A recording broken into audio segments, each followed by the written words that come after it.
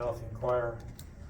You've won your last 9 games against them. You're 21-4 against them, I believe, in your career at Princeton. And I know the narratives are for the rest of us and not the locker room. We get told that all the time. But for you, instilling the things in your players that has them carry over momentum, as like with I asked Tosan a moment ago, from last week to this week, and one game to the next and so on. What does it mean to you that they've been able to do it for this long?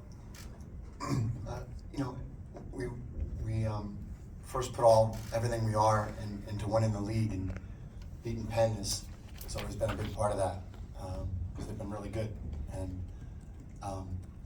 then I think energy, I'm not saying that we could have good energy and it may not have worked out, but the energy of the group is very positive, and it starts with the older guys. And we've been fortunate with senior classes.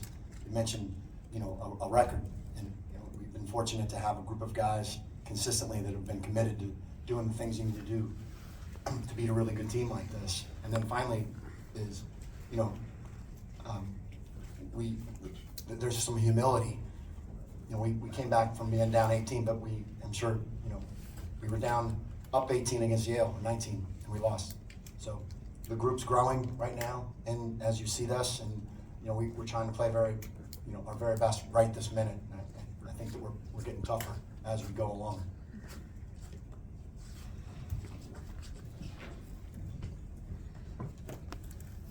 Walker Carnathan, Daily Pennsylvanian. Coach, a lot of Penn's offense, especially this back half of the season, has come from the free throw line, and you guys were able to limit them to 2 attempts in the first half, 10 in the second half.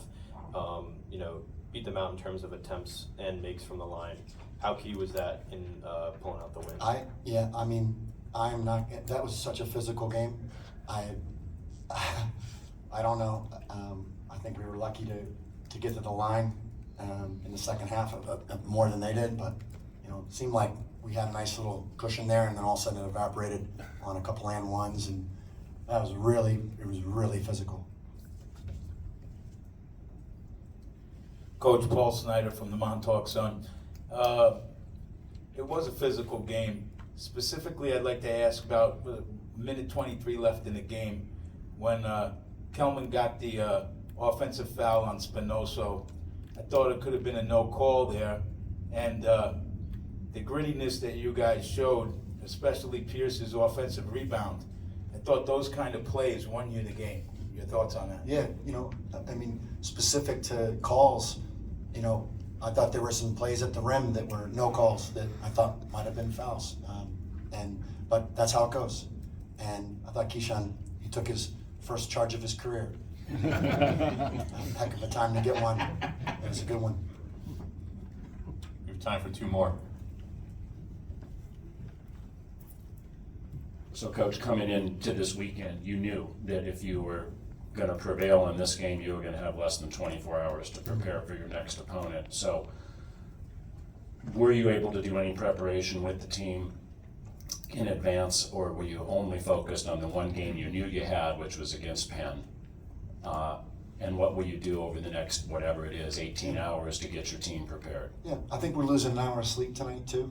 Yeah, that's right. If we start thinking about the shortness of the time and whatever, these guys are young. If we plan for everything tomorrow, they'll be ready. We're here. We went over Yale stuff on Monday. We know them.